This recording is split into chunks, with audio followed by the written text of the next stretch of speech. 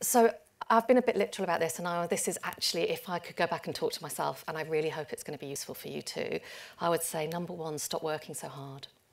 Really, honestly, truly stop working so hard. You're probably all working 30% more than you need to. Are you mad? I wish when I had been a junior planner, someone had said to me, really, honestly, Leachy, done is better than perfect, get on with it. I spent so long agonising about what I needed to know. There was a time in my life where I knew the single column centimetres of every broadsheet. I could reel off AB deadlines. I could tell you the population of Greater London. I was absolutely intent on getting lots and lots and lots and lots and lots of knowledge so that when I met those scary clients, I would know and it would be okay. And it turns out that, sorry, nervous. Turns out you actually kind of get paid more for what you think rather than what you know. So just relax and stop working so hard. Done is better than perfect. And secondly, I guess I'm here, my plea is clients are human too. And actually we don't want you working till midnight and knowing everything that needs to know. We've all got smartphones, and actually we just want smart, nice people to work with. And we've got I have a really simple test for that, which is, do I want to go on a train journey with you? Would I sit next to you on a plane, or would I come up with some convoluted excuse not to sit next to you? And that actually works both ways. You have to want to sit next to me, and you're not going to want to do that if I've had you up all night working till midnight. So then the third thing, which is embarrassing, but I'm going to tell you anyway, and actually it links rather nicely with what J.A. was saying, is when I was in an agency, I was obsessed with the first 15 pages of a PowerPoint deck. That was my thing.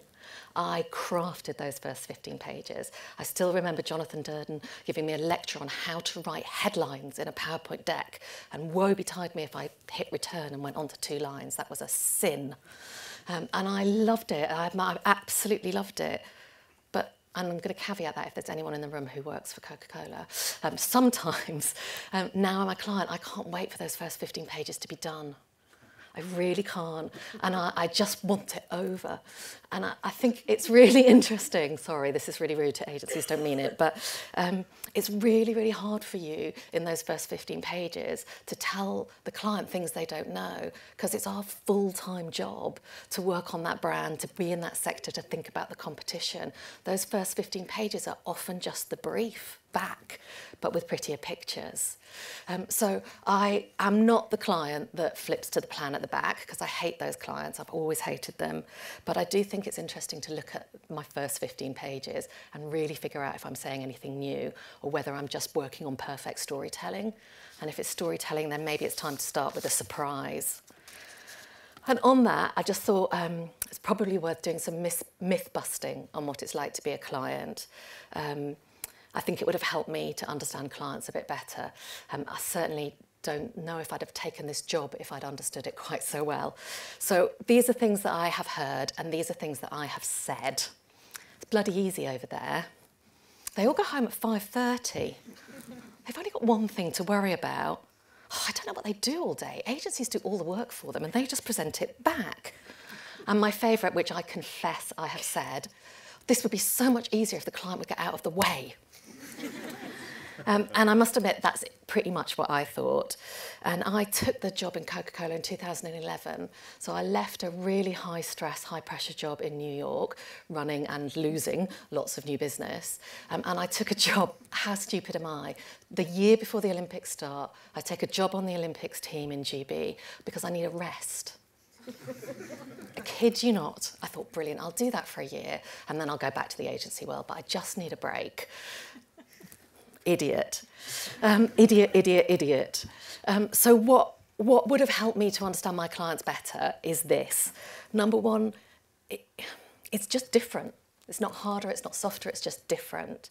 It's much more grown up. That's been a shock to my system. Less swearing in the office. I was just going back to type. TV buying. Yeah. So it's very accountable, and the numbers are there. You're very aware of your sales, what happened in Tesco's, your share, the competition. That kind of accountability is the context in which we work. So more than ever, I feel like I work in a business. I never felt like I worked in a business when I spent 20 odd years scampering around in kitten heels at MediaCom and PhD. Much fun was had.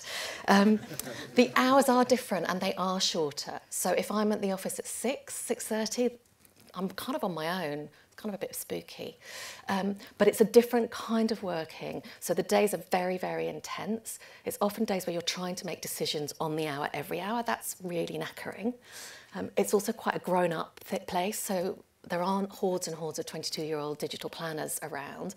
Most people are grown-ups, have wives and kids, and they tend to go home and see them and maybe log back on later in the evening. So it's, I think, more family-friendly than a lot of agencies.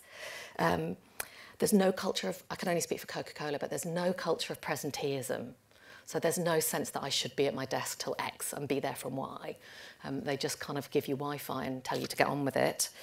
And last, but perhaps importantly, when you're dealing with your clients and you're sort of realising actually they're working in this grown-up world, I don't know if it was just me that never felt grown up in an agency, is there's no goofing around. There's just no fun at the water cooler. There's no off time at all in the day. So that's just the truth. So that was my interlude on that. And then, sorry, no goofing, other than here, brilliant.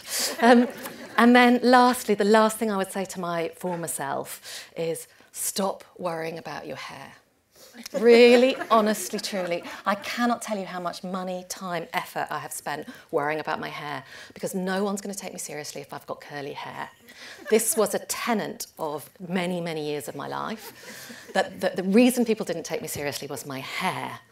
I don't think that was true. And actually, I've given up and just gone curly. So I would just say again, I don't care if you're working with me and you're skinny or fat, straight or curly, boy or girl. I just want someone smart, nice, intelligent who I can sit next to on a plane and have a good conversation with. Thank you.